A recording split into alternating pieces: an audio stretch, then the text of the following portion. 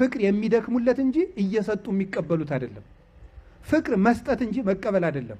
ፍቅር በመስጠት እንጂ በመቀበል አይደሰትም። ፍቅር የራስን ደስታ መፈለግ አይደለም፣ ለሚወዱት ነገር መኖር ነው። ለሚወዱት ነገር አላችሁ እንዴ? አላችሁ? እግዚአብሔር ከሁላችን ጋር ይሁን። አንድ ፈላስፋ የጠየቀውን ጥያቄ ልንገራችሁ። አንድ ሰው አበባ ይወዳል።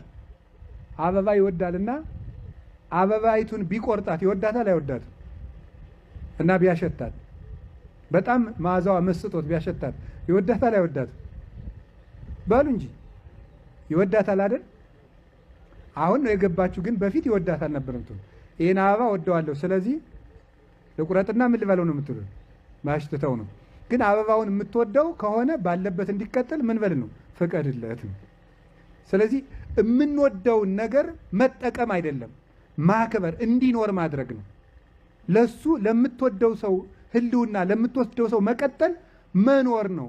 ለሚወዱት መኖር ነው እንጂ የሚወዱትን ሰው ለኔ ኑርልኝ ማለት አይደለም።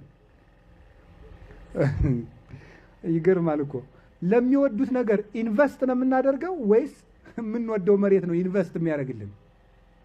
የሆነ ብር ከፈለክ ኢንቨስት ታደርጋለህ እንጂ ባለ መሬቱ ነው እንዴ ለአንተ ኢንቨስት የሚያደርግልን? ስለዚህ እኛ ግን የምንፈልገው ምንድነው? የምንወደውን ሰው ነው ዋጋ የምናስከፍለው። ለምንወደው ሰው ሳይሆን ዋጋ የምንከፍለው የምንወደውን ሰው ዋጋ እናስከፍለዋለን። በጣም ነው የሚያስደንቀው። እንጠቀምበታለን እንጂ አንጠቅመውም። እንዲጠፋን የምናደርገው እንዲጎዳን የምናደርገው ከኛ እንዲርቅ ነው የምናደርገው። ፍቅር ይደከምለታል። እምነት፣ ተስፋ፣ ፍቅር ማለት ይሄ ነው። የፍቅራችሁ ድካም እስኪ በሉ እንጂ እና ፍቅር ሲደክሙለት ነው ትርጉሙ የሚታወቀው ነው። አንድ ሰው ምግብ አልጣፍጠኛል አለ። ቅዱስ ዮሐንስ አፈወርቅ ምንድነው አለ? አልርብህ ብሎ ነው ያለ። ሲርብህ ምን ይልሃል? ይጣፍጥልሃል። የምግብ ጣዕም የሚታወቀው ሲርብህ ነው። ፍቅር ጣዕም የሚኖረው ሲደክሙለት ነው፣ ሲለፉለት ነው፣ ሲታገሱለት ነው፣ ሲችሉለት ነው፣ ሲታመሙለት ነው። እንዲሁም ቅዱስ ጳውሎስ ምን እንዳለ ሁለተኛ ቆሮንቶስ ምዕራፍ 11 ቁጥር 23 ላይ መኑ ውእቱ ዘይደዊ ወይሐምም አለ። አነ በዚህ ዓለም ደዌ የሌለበት ማን አለ? እኔ ያልታመምኩለትስ ማን ነው? አይገርምም? አየ ቅዱስ ዮሐንስ አፈወርቅ ወስዶ ምንድነው ቅዱስ ጳውሎስን ምን አለ?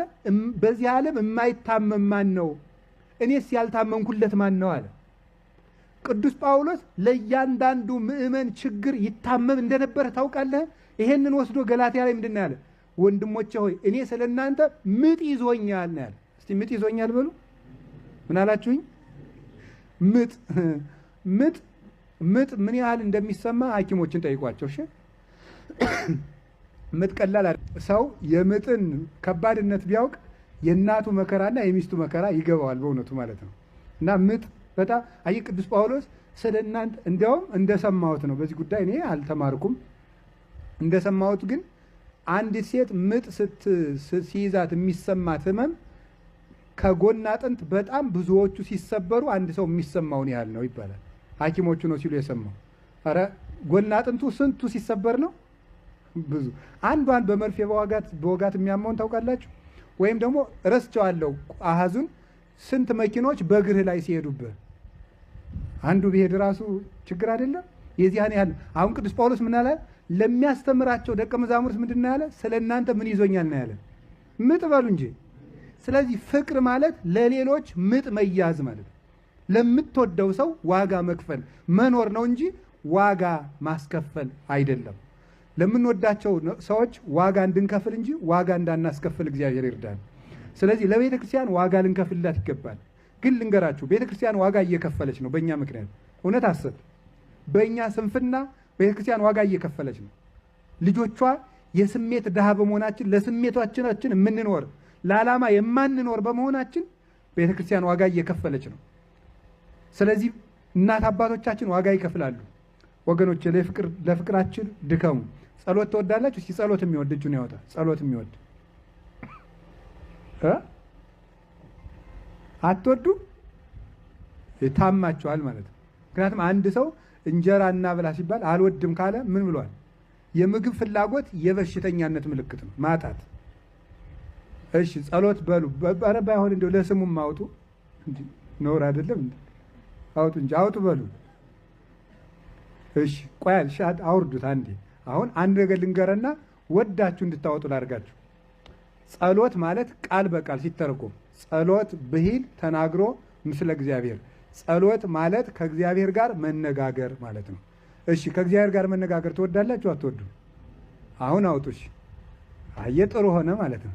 ሲገባን እኮ ሁሉም ነገር መልካም። በደንብ አውጡ። እሺ አሁን ጸሎት ትወዳላችሁ? ምክንያቱም ጸሎት ማለት ምን ማለት ነው? ተናገሩ በቃላችሁ ሁላችሁ። ጸሎት ማለት ምን ማለት ነው? ስለዚህ ጸሎት ትወዳላችሁ? እሺ የፍቅር ድካም በሉ። አሁን አውርዱ በሉ፣ የፍቅር ድካም በሉ። ስለዚህ ለጸሎታችሁ ምን በሉለት ነው? ድከሙለት። ሳይደክም መጸለይ ሰው የሚፈልገው አሁን ሳይደክመው ጸሎተኛ መሆን ይፈልጋል። እየደከመኝ ይላል እና ለፍቅር እንዲደክም እኮ ነው የምጸለየው።